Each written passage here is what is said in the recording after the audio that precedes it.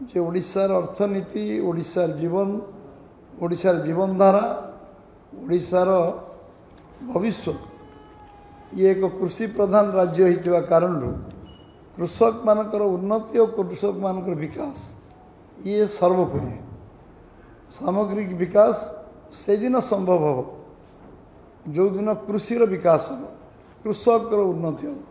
कृषक अंटी दी पैसा आसो जो दिन कृषक निज गोड़े आत्मनिर्भर न हो जो दिन कृषक निज स्वाभिमान ता भीतर स्वाभिमानता न आसो से दिन ये ओडिशार उन्नति विकास संभवपर नुहे ये विषय को बीजेपी विश्वास करे आम समस्ते विश्वास करते कारण 80 भाग ऊर्ध्व कृषि उपर निर्भर करुवा जो कारण कृषिर कारण आज आमर लक्ष लक्ष युवक गाँ छाड़ी ओडिशा छाड़ी बाहर दादन खटिबा जाउछंती तार मुख्य कारण है ओडिशा कृषिर विकास न होबा कारण आज मते भी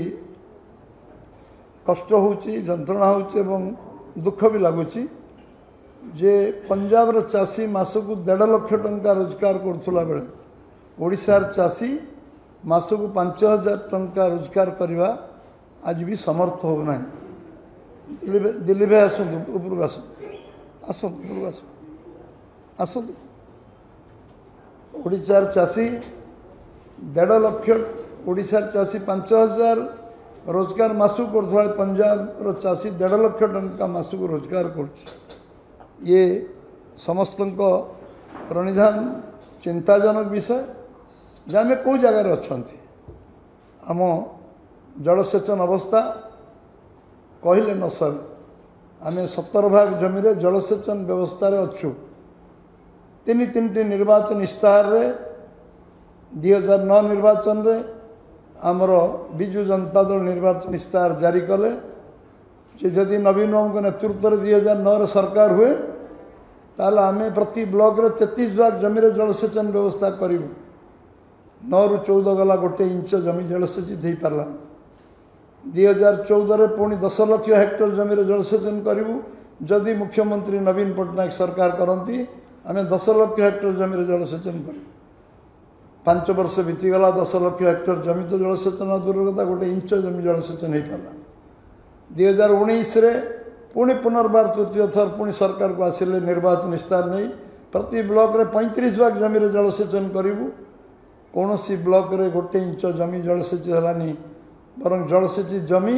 कमी कमी 70% रे पहुँचला ये आम महानदी बेरेज 7टा करी घोषणा सरकार कले ये घोषणा सर्वस्व सरकार प्रचार सर्वस्व सरकार 7टा बेरेज विषय क्वेश्चन पचारे विधानसभा गत विधान यही चलित विधानसभा से उत्तर देले जे कौन सी योजना ना आमको बेरेज कर कौन योजना ना महानदी रे 7टी बेरेज कौन सी आरंभ भी हो पारानी सबुठ दुखर विषय कौन सी नदी जो नदी रे जलसेचन व्यवस्था हो पार केंद्र सरकार प्रधानमंत्री जलसेचन योजना रे हजार हजार कोटी टंका दौला बेले आम सरकार से विषय जलसेचन भी चिंता करें प्रधानमंत्री आमर जे यशस्वी प्रधानमंत्री भारत रत्न अटल बिहारी वाजपेयी थिला बेले सुरेश प्रभु नेतृत्व में गोटे जो कमिटी गठन होता सबू नदी को संजयीकरण कर दियो एवं निश्चित भाव में शिल्पी जलसेचन शिल्पी एवं पीवा पानी समस्या रही बन्या नियंत्रण हम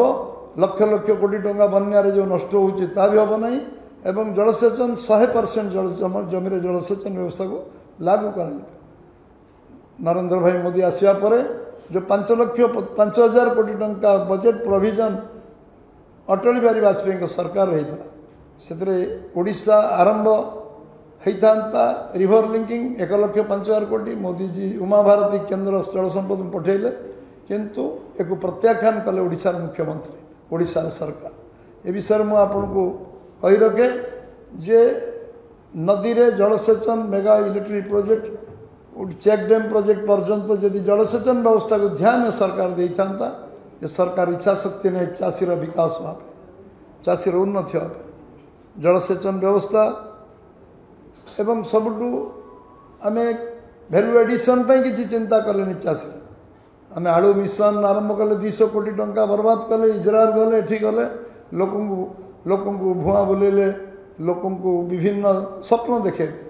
आलू चाष कले आलू किणिले सरकार आलू पचिगला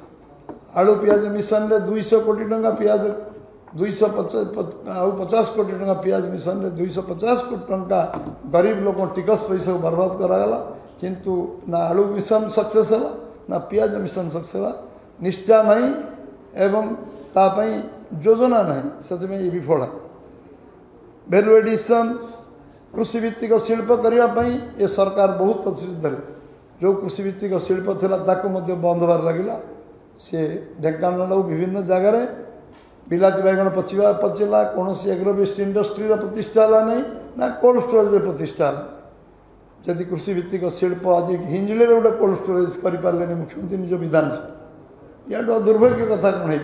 चाषी को चाषी परिश्रम करषी को उत्साहित करने दरकार तापाई इन्फ्रास्ट्रक्चर दरकार प्रोत्साहन दरकार तापाई सरकारी व्यवस्था दरकार रास्ता घाट इलेक्ट्रिक पानी व्यवस्था ये हूँ सरकार दायित्व सरकार नैतिक दायित्व हो कार्य को समापन कर सबुठ बड़ कथा जे आमे ये जो जंत्रपाती किणाकिणी रे गोटे एमएलए सस्पेंड करियो पड़ला दुर्नीति चरम सीमार पहुँचला कृषक विकास करने से करप्शन है गोटे एमएलए ना प्रोसीडिंग है गोटे एमएलए सस्पेंड है विजु जनता दल एमएलए ये हूँ कृषि बाबद कारनामा ये दुर्भाग्यजनक ओडिशार छवि खराब है जी एमएलए माने कृषक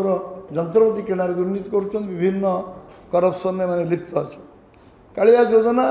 बहुत जोर कहले चाषी रोजगार को बढ़ेवा कालिया योजना 75 लाख लोक को 10,000 टंका देवी एवं कालिया योजना